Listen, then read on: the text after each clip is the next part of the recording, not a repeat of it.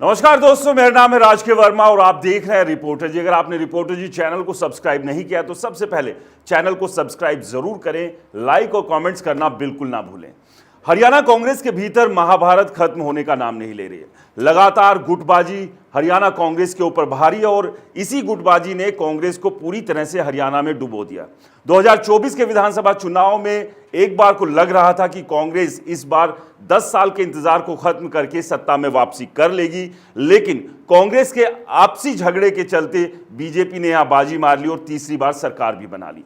लेकिन अब सबसे बड़ा घमासान कांग्रेस के भीतर इस बात को लेकर मचा हुआ है कि नेता प्रतिपक्ष और नया अध्यक्ष कौन होगा, और इसको लेकर भी अब लगातार कांग्रेस के भीतर खींचतान दिख रही है। एक तरफ कुमारी शैलजा का गुट है और दूसरी तरफ भूपेंद्र सिंह हुड्डा का।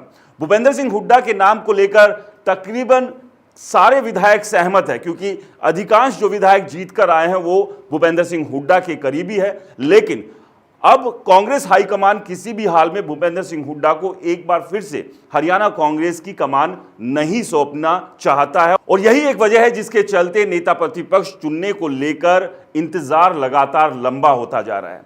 विधानसभा का एक सत्र बगैर नेता प्रतिपक्ष के खत्म हुआ और अब सभी को इसी बात का इंतजार है कि भूपेंद्र सिंह हुड्डा और उदय भान को लेकर कांग्रेस हाईकमान आखिरकार क्या डिसीजन लेगा।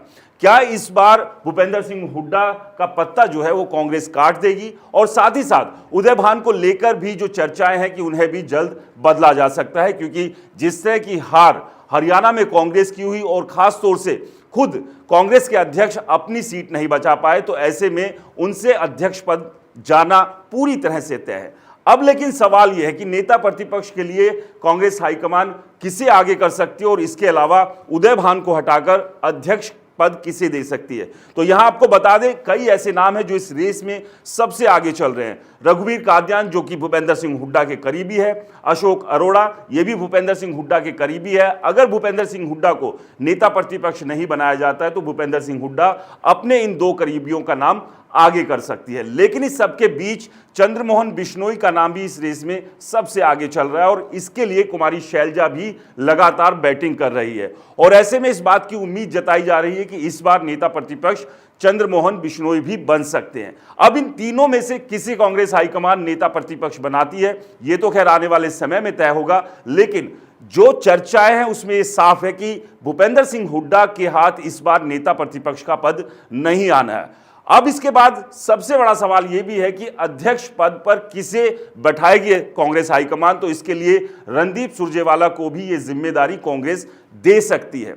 अब इन तमाम नामों के बीच सबसे बड़ा सवाल यही है कि भूपेंद्र सिंह हुड्डा जो लगातार हरियाणा में कांग्रेस को लीड करते आए हैं, उनका क्या कुछ रहने वाला है। क्योंकि अभी तक की भूपेंद्र सिंह हुड्डा की परफॉर्मेंस देखी जाए तो 2005 का विधानसभा चुनाव भजनलाल के चेहरे पर उस दौरान लड़ा गया था।